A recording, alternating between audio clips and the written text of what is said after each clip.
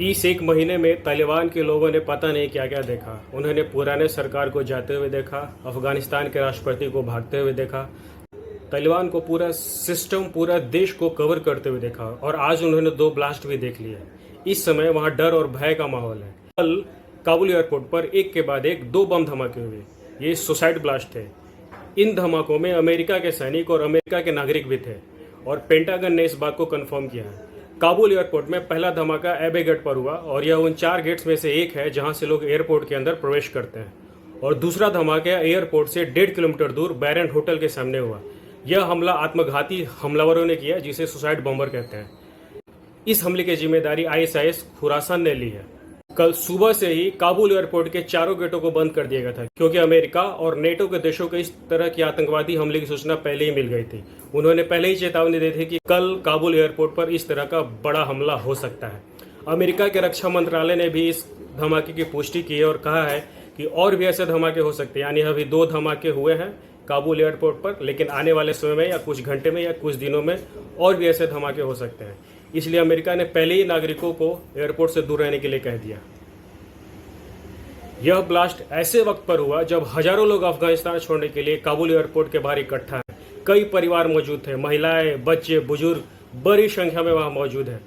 यह वह लोग हैं जो काबुल से किसी भी तरह बाहर निकलने की कोशिश कर रहे हैं। जो लोग काबुल एयरपोर्ट पर मौजूद थे उनके अनुसार अब तक 40 लोगों के मारे जाने की संख्या कंफर्म की गई है। यह ऑफिशियल फिगर है, लेकिन असलियत में कितने लोग मारे गए होंगे इसका अंदाजा लगाना भी बहुत मुश्किल है। 2 हमलावर काबुल एयरपोर्ट पर पहुंचे थे। वहां पर बड़ी संख्या में लोग मौजूद थे और जिस जगह यह सुसाइड ब्लास्ट हुआ वहां पर एक कॉरिडोर था। लोगों को बचने की कोई जगह नहीं थी। जो 2 सुसाइड बॉम्बर्स आए थे उन्होंने सुसाइड वेस्ट पहनी थी। दूसरा सुसाइड बॉम्बर था जिसके हाथ में असॉल्ट राइफल थे, जिससे उसने गन फायर किया। पहला आतंकी ने अपने आप को बम से उड़ा दिया। इसके बाद दूसरे हमलावर ने एयरपोर्ट पर अंधाधुंध फायरिंग शुरू कर दी। अफरा तफरी का माहौल था, बाहर निकलने का रास्ता नहीं था, बड़ी संख्या में लोग थे। बड़ी देर तक दूसरा हमलावर फायरिंग करता रहा। उसके बाद उसने भी बम धमाके को अंजाम दिया और इसके बाद एयरपोर्ट पर लाशों के ढेर बिछ गए। घायलों की तस्वीरें सामने आने लगी। घायलों को कचरा उठाने वाली गाड़ी में डालकर हॉस्पिटल पहुंचाया जा रहा था। कई जगहों तो नर्सेज अवेलेबल नहीं है, स्ट्रेचर अवेलेबल नहीं है। जो लोग हॉस्पिटल में उन्हें किसी तरह का उपचार उपलब्ध नहीं है। जिनकी मौत हुई 6 साल के बच्चे भी हैं और 18-19 साल के नौजवान भी हैं। किसी भी इंडियन के इंजर्ड होने की अभी तक जानकारी नहीं है, लेकिन इंटरनेशनल स्तर पर यह बहुत ही दुखद घटना है। सबसे बड़ी बात कि अमेरिका, ब्रिटेन और ऑस्ट्रेलिया, इन 3 देशों ने इस हमले की आशंका बहुत पहले बता दी थी। इन तीनों देशों ने अपने नागरिकों से कहा था कि आप लोग एयरपोर्ट जाने से बचे, आज हमले की आशंका है। कल शाम सबसे पहले अमेरिकी डिफेंस इस्टेब्लिशमेंट पेंटागन ने इस बात की डिटेल शेयर की। फ्रेंच एम्बेसी की तरफ से एक और अलर्ट जारी हुआ है कि एक और आतंकी हमले की आशंका है। काबुल एयरपोर्ट के सारे दरवाजे बंद कर दिए गए। जो लोग एयरपोर्ट के पास मौजूद हैं उनसे US आर्मी के लोग कवर लेने को कह रहे हैं, यानी ऐसी जगह रहने को कह रहे हैं जहां वह छुप सके। जो लोग इकट्ठा है उनको लगातार चेतावनी दी जा रही थी। जो एम्बेसी और इंटेलिजेंस के लोग हैं और सीनियर ऑफिसर्स की टीम है वो मॉनिटर कर रही है। उसकी वजह यह है कि जो फॉलबैक और थ्रेट है वह US UK नेशनल्स के साथ साथ इंडियन नेशनल्स भी हो सकता है और इसी वजह से सबको मॉनिटर किया जा रहा है और नहीं की जा रही है। जो इंडियन लोग हैं जिनके परिवार वहां फंसे हुए हैं उनके लिए यह जानकारी है कि हमारे इंडियन लोग हैं जिनको लाने की तैयारी की जा रही है। उनसे कहा गया है कि जब तक मैसेज उनके पास नहीं आता तब तक वो अपनी जगह पर सुरक्षित रहें और कहीं से कुछ भी मिस एडवेंचर होता है तो उन्हें उनकी जानकारी तुरंत दी जाएगी। काबुल एयरपोर्ट को आतंकवादियों ने घेर रखा है। यह वो आतंकवादी है जिनके पास एडवांस मॉडर्न वेपन है। यह खबर अमेरिका इंटेलिजेंस ने फॉक्स न्यूज के जरिए दी है।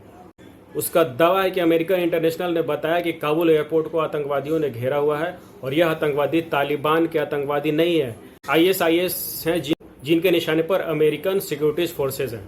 वो वहां पर इतनी बड़ी चुनौती है कि या तो आप बॉम्ब ब्लास्ट में मारे जाएंगे, बॉम्ब ब्लास्ट से बच गए तो तालिबान के किसी गोली के शिकार हो जाएंगे, और गोली से भी बच गए तो कोई ना कोई तालिबान का सैनिक गाड़ी में बैठा कर ले जाएगा। वह पिटाई भी कर सकता है और हत्या भी कर सकता है।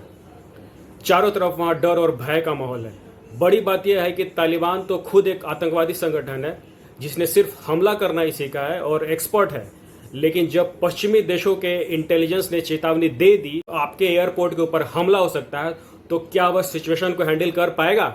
और बड़ी बात यह है कि इस समय अफगानिस्तान में काबुल में न तो कोई सरकार है, न वहां पर कोई सेना है, ना वहां पर कोई पुलिस है और ना ही वहां पर स्वास्थ्य विभाग है। इसलिए जब सरकार ही नहीं है तो इन हमलों को रोकने की जिम्मेदारी कौन लेगा? जब सेना ही नहीं है तो एक्सपर्टीज कहां से लाएगी? और जब पुलिस ही नहीं है तो इन हमलों को रोकने कौन आएगा? और वहां पर अस्पताल इस समय काम नहीं कर रहे हैं, डॉक्टर नहीं है, नर्स नहीं है। आप अंदाजा लगा सकते हैं कि इस समय क्या स्थिति होगी। यह दो आतंकवादी संगठनों की आपस का टकराव है और आप इसको यह भी कह सकते हैं कि ISIS और तालिबान का गैंग वॉर है। और इस गैंग वॉर का नतीजा यह हुआ कि जो ISIS खुरासान है वो अमेरिका के सैनिकों को अपने निशाना बनाना चाहता था। उसकी लड़ाई अमेरिका से है और उसे तालिबान से यह परेशानी है कि तालिबान अमेरिका से हाथ मिला रहा है। इसलिए उसने ऐसी जगह हमला किया जहां अमेरिकन सिटीजन या उनके सैनिकों को निशाना बना सके। जो इंटेलिजेंस वहां से आ रही है उसके मुताबिक वहां ऐसे और भी हमले हो सकते हैं। फ्रांस ने भी कह दिया है कि वहां दूतावास में फंसे कर्मचारियों को और देश के राजदूत को जल्द से जल्द बाहर निकालेगा।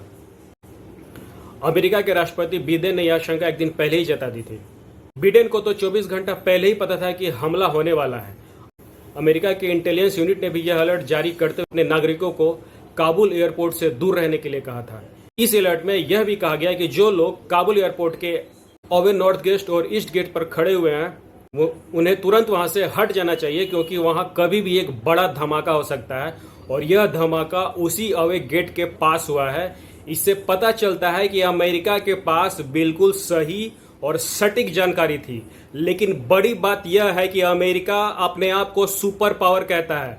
अमेरिका कहता है कि वह पूरी दुनिया पर नजर रखता है। अमेरिका के पास लेटेस्ट सैटेलाइट है। अमेरिका के पास बड़ी बड़ी मिसाइल से दुनिया में किसी भी जगह पर किसी भी एड्रेस पर जाकर हमला कर सकते हैं। अमेरिका कहता है कि उसके पास दुनिया का सबसे अच्छा और बड़ी सेना है।